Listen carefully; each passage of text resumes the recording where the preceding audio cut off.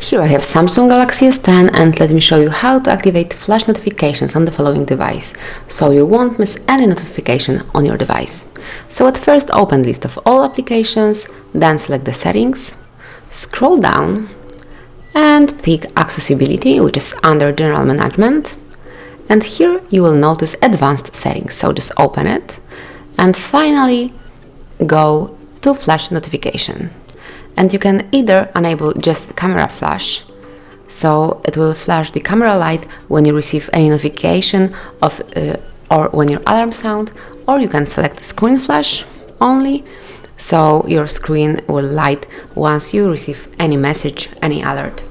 You can also activate both, so on both sides you will see the light notification. So as you can see, here is the camera option, and this is how the screen option looks like.